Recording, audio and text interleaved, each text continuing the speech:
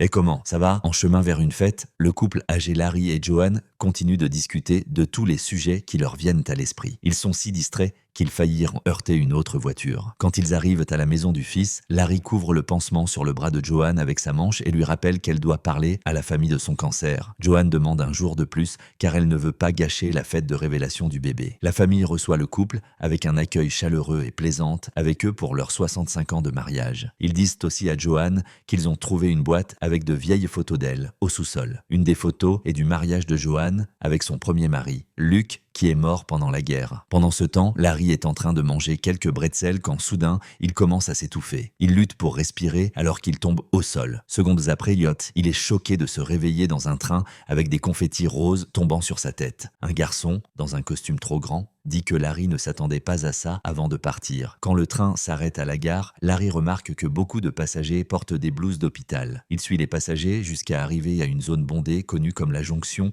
où beaucoup de gens disent des choses qu'il ne comprend pas. Larry dit à la réceptionniste qu'il a été enlevé, mais elle garantit qu'il ne l'a pas été et qu'il doit attendre jusqu'à ce que son CA vienne le chercher. Quelques heures plus tard, la majeure partie de la foule est partie et Larry est en train de somnoler sur les chaises. Il est réveillé par Anna qui se présente comme sa CA, ce qui signifie coordinatrice de l'au-delà, indiquant que Larry est mort. Il commence à nier, mais en même temps, il voit les confettis et réalise que sa petite fille est une fille. Anna fait se regarder Larry dans le miroir et il réalise enfin qu'il est jeune à nouveau, prouvant la véracité de son histoire. Elle explique que quand les gens arrivent à la jonction, leurs formes reviennent à leurs mois les plus heureux. Pendant qu'Anna le guide à travers le bâtiment, Larry continue d'insister qu'il doit retourner vers sa femme. Alors, Anna lui donne une gifle pour le faire arrêter de pleurnicher. Elle clarifie aussi que ceci n'est pas le paradis, mais une brève transition entre la vie et l'éternité. À ce moment-là, ils entendent une alarme et Larry voit un homme se faire plaquer par la sécurité. Anna le prévient de ne jamais franchir aucune porte rouge. Ensuite,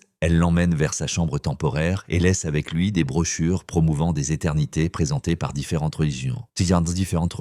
Il doit rester là jusqu'à choisir l'éternité juste pour lui et le placard est plein de ses vêtements favoris. Après un rapide changement de vêtements, Larry essaie de regarder la télé, mais toutes les chaînes sont des publicités de différents types d'éternités. Il explore la jonction seulement pour trouver des dizaines de stands en promouvant encore plus. Finalement, il trouve un bar et dès qu'il s'assoit, une belle femme s'assoit à côté de lui. Il essaie d'expliquer qu'il est marié, mais la femme continue de flirter pour promouvoir une éternité piquante. Heureusement, le barman Luc lui rappelle que la publicité est interdite dans le bar, alors elle s'en va. Larry se demande si le barman est un ange, mais Luc clarifie qu'il est juste une âme qui a obtenu un emploi pour rester à la jonction. Comme il est encore confus, Luc partage les règles. Il n'y a pas d'échange d'éternité après avoir choisi et aussi il n'y a pas de visite à d'autres éternités. S'il brise une règle, reste plus de temps que permis ou essaie de changer d'éternité, ils le mettront dans le vide. C'est un endroit avec rien d'autre que de l'obscurité pour toute l'éternité. Larry partage que sa femme a un cancer et il a promis de prendre soin d'elle, mais maintenant, il se sent coupable de l'abandonner. Alors, il demande une autre boisson. Le lendemain matin, Anna réveille Larry en montant sur son lit. Pendant qu'il se plaint de sa gueule de bois, il demande pourquoi il y a des âmes avec des emplois à la jonction. Anna explique que certaines personnes n'ont pas accepté la mort, tandis que d'autres attendent leurs êtres chers. Les pires sont celles qui n'arrivent pas à choisir. Il veut savoir si Joanne mourra bientôt, mais ils ne peuvent pas obtenir cette information. Voyant cela, il décide d'attendre pour elle. Anna lui dit qu'il peut obtenir un emploi comme concierge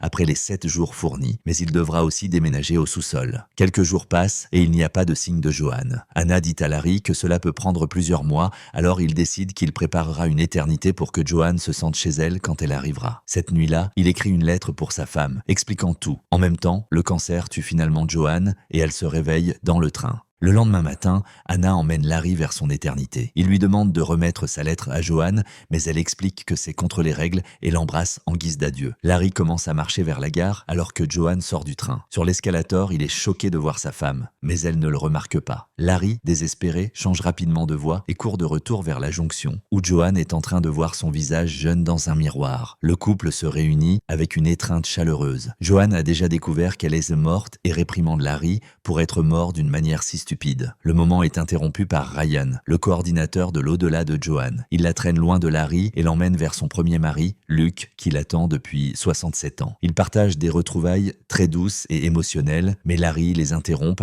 parce qu'il devrait emmener Joanne vers son éternité. Elle commence à avoir une crise de panique quand elle réalise qu'elle doit choisir un mari pour passer l'éternité. Alors, Ryan l'emmène vers sa chambre. Après que Joanne se change pour une belle robe, Ryan essaie de la guider à travers ses options. À ce moment-là, Luke vient la voir et Joanne, effrayée, claque la porte à son visage. Ryan pense que Luke est la meilleure option parce qu'il a été loyal pendant plus de 50 ans, alors il les laisse seuls. Pendant ce temps, Larry est en train de se plaindre à Hannah, qui révèle qu'elle avait l'habitude d'avoir une relation avec Ryan. Elle pense que Luke est extrêmement beau, alors Larry souligne que c'est lui qui a donné à Joanne 65 ans de mariage et des enfants, mais Hannah appelle cela du chantage émotionnel. Pendant ce temps, Joanne et Luke vont faire une promenade à travers la jonction et ils sont mal à l'aise. Soudain, 2 gardes courent près d'eux pour attraper un type qui essaie de s'échapper de son éternité. L'un d'eux s'arrête pour dire bonjour à Luke et reconnaît immédiatement Joanne. Il semble qu'il a beaucoup parlé d'elle. Après qu'il soit parti, il explique les règles et dit à Joanne qu'il l'aime, qu'il a pensé à elle tous les jours et partage des mots doux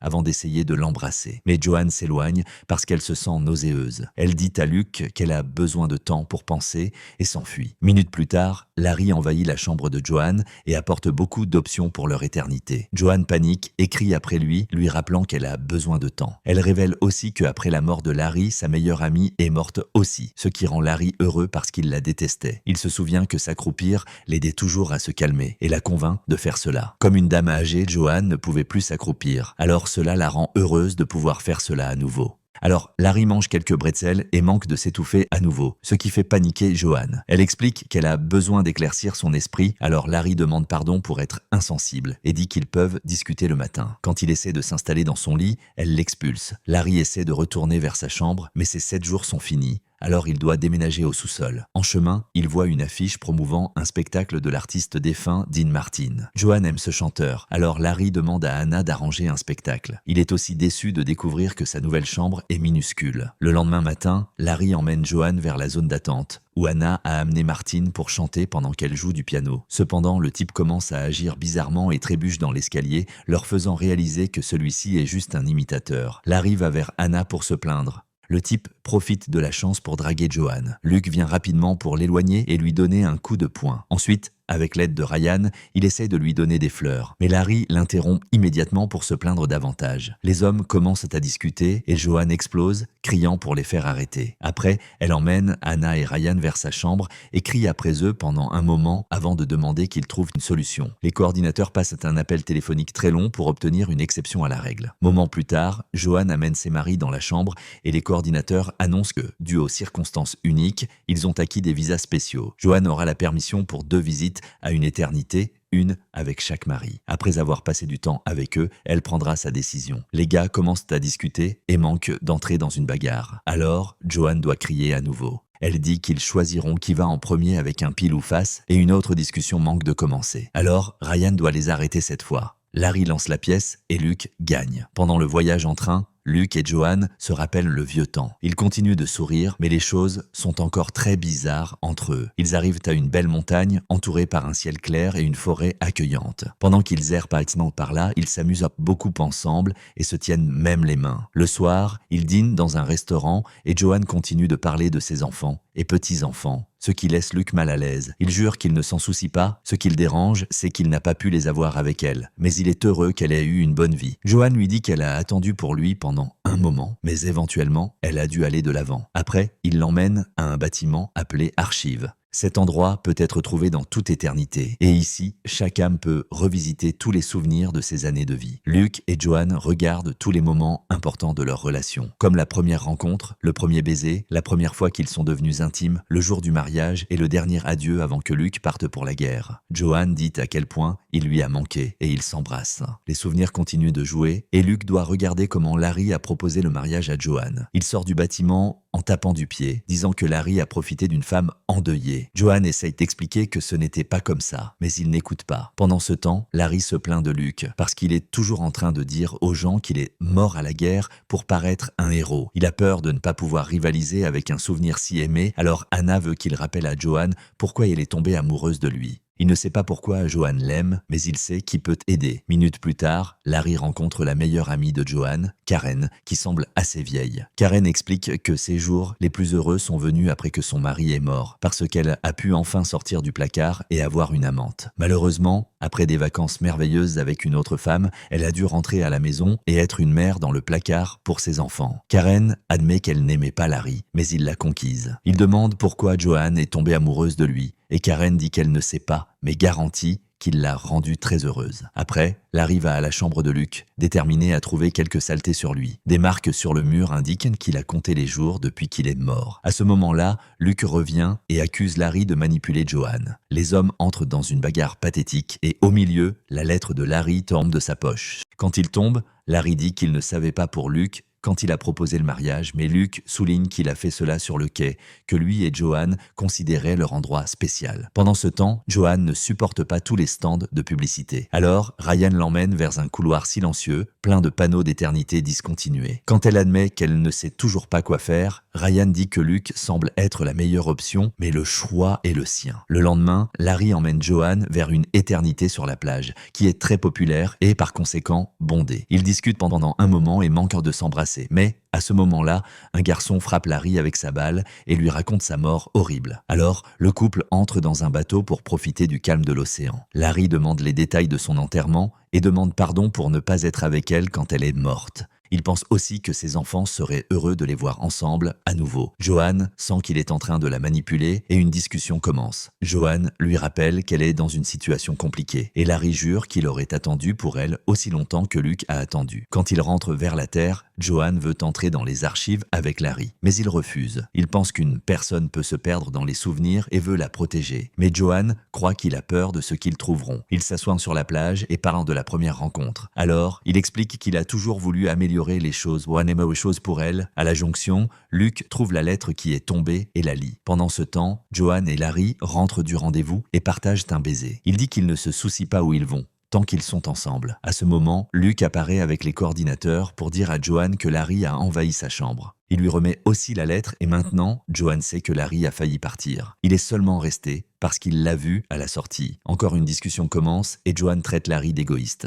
En échange, il dit qu'il a toujours été le prix de consolation de Joanne et accuse Luke de quelque chose pour essayer de le faire paraître mauvais. Luke crie de frustration et admet qu'il a eu quelques amantes dans les dernières soixantes de cette année, mais au moins, il a attendu pour elle. Les hommes veulent qu'elle prenne une décision maintenant, mais Joanne a besoin de plus de temps. Alors les coordinateurs les emmènent. Moment plus tard, Karen la visite avec une boisson et Joanne finalement s'effondre. L'ami la réconforte et l'emmène vers plusieurs stands amusants pour la distraire. Joanne continue de boire et de se plaindre de sa situation. Alors Karen lui rappelle qu'elle est morte, ce qui signifie qu'elle n'a pas d'obligation envers personne et peut commencer de zéro. Au bar, Larry et Luke boivent trop, ce qui les aide à bien s'entendre et même créer des liens. Ils se complimentent et disent même que Joanne ne les mérite pas. Le lendemain matin, elle se réveille avec la gueule de bois, mais elle a pris sa décision. Elle appelle ses maris et dit qu'elle a de la chance d'avoir les deux. Alors, peut-être que les choses arrivent de la manière qu'elles devraient. Peu importe qui elle choisit, elle finira par se sentir coupable. Alors, elle annonce qu'elle ne choisit aucun des deux et sort avec des larmes aux yeux. Après,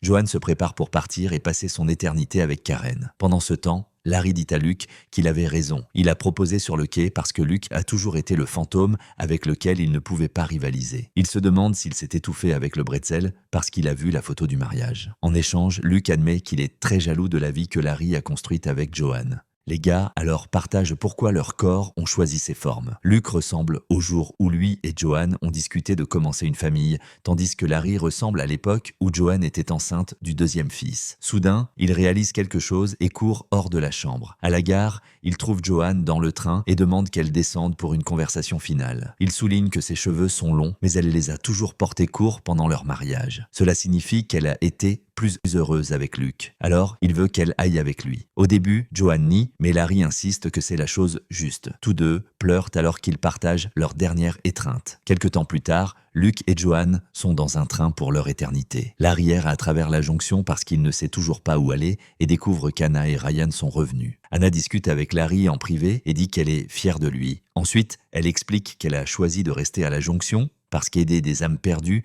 lui a donné un but et Larry l'a aidé à se rappeler pourquoi elle aime ce travail. Dans l'éternité des montagnes, Joanne et Luke commencent à tenter une nouvelle vie ensemble. Ils s'amusent lors de rendez-vous et se lient d'amitié avec d'autres âmes. Le soir, ils arrivent enfin à devenir intimes. Après que Luke s'endorme, Joanne commence à ressentir quelques doutes et décide de visiter les archives où elle regarde le souvenir du jour où elle a rencontré Larry. Durant les prochains jours, Luke continue d'emmener Joanne dans tous les types d'activités avec d'autres âmes, mais elle ne s'amuse pas. Toutes les nuits, elle visite les archives et revisite plus de ses souvenirs avec Larry. L'employé des archives lui dit que ce n'est pas sain de passer tant de temps là et qu'il est important d'aller de l'avant. Une nuit, Luke dit que ceci est véritablement la vie parfaite et Joanne ne sait pas quoi répondre. Le lendemain matin, il annonce qu'il a réservé une autre activité et Joanne finalement s'effondre. Elle dit qu'elle a commis une erreur en le choisissant, faisant qu'il se mette en colère et commence à crier. Joanne explique qu'elle a été plus heureuse avec lui parce que c'était un amour jeune et fou, sans le fardeau d'hypothèque, d'emploi et d'enfants. Cependant, l'amour doit être plus que cela. Il doit inclure les moments mauvais aussi. Elle pense aussi que Luke est amoureux de la Joanne d'il y a 67 ans et n'a jamais été de l'avant, mais elle a changé et n'est plus la même personne. Elle annonce alors qu'elle essaiera de retourner, même si cela signifie risquer d'être attrapée. Elle pleure en disant à Luke qu'elle l'a aimé, mais il s'en va. Quelques heures plus tard, Joanne essaie de faire un plan pour s'échapper. Elle pratique avec un couteau et après avoir beaucoup pensé à la situation, Luke revient et accepte d'être sa distraction. Le duo va aux archives et Luke feint d'avoir un effondrement devant l'employé. Pendant que l'homme le réconforte, Joanne entre furtivement. Alors Luke entre aussi comme un client normal. Lui et Joanne regardent le souvenir du mariage et se disent adieu pour la dernière fois. Elle entre furtivement derrière le souvenir et passe par la porte rouge, qui l'amène à un couloir avec ses souvenirs d'enfance. À ce moment-là, elle entend l'alarme et les gardes arriver. Alors, elle court jusqu'à trouver une porte dans le souvenir de 2 soldats l'informant de la mort de Luke. Une porte de machine à laver la jette dans un souvenir d'elle discutant avec Larry. Les gardes viennent encore. Alors Joanne bloque la porte avec une chaise et court vers le haut où elle trouve son vieux moi. La vieille Joanne dit le nom de Larry avant que la jeune Joanne essaye de se cacher sous le lit. Les gardes sont derrière elle, mais elle continue de ramper jusqu'à apparaître sur les rails du train. Marchant à travers le tunnel, Joanne réussit à retourner à la jonction. Elle essaie de demander à la réceptionniste à propos de Larry, mais à ce moment-là, elle reçoit un avis de rechercher et doit courir à nouveau. Dans la zone des stands, elle tombe sur Ryan et Anna, qui la font se cacher et disent aux gardes qu'elle est allée dans la direction opposée. Alors, elle leur demande vers quelle éternité Larry est allé. Cependant, les coordinateurs la choquent avec la réponse, révélant qu'il n'est parti pour aucune éternité spécifique, mais est resté en arrière, attendant de trouver son but ou simplement attendant le destin incertain de ceux qui restent à la jonction sans choisir une éternité. Au bar, elle le trouve travaillant comme barman. Ils partagent une boisson et Joanne demande à Larry d'aller avec elle, mais elle le prévient que cela peut être dangereux parce qu'elle est une fugitive. Larry accepte de faire cela de toute façon, prouvant que sa place est à ses côtés, peu importe les circonstances ou les risques impliqués. Moment plus tard, le couple est dans une éternité qui copie le quartier où ils ont vécu pendant toute la vie de mariés, où ils peuvent enfin se reposer ensemble et profiter de la compagnie l'un de l'autre. Ainsi se termine Éternité, film de fantasy et drame sorti en 2025, qui explore l'amour et les choix après la vie. Et je vous attends dans la prochaine vidéo pour plus de résumés émouvants de films incroyables.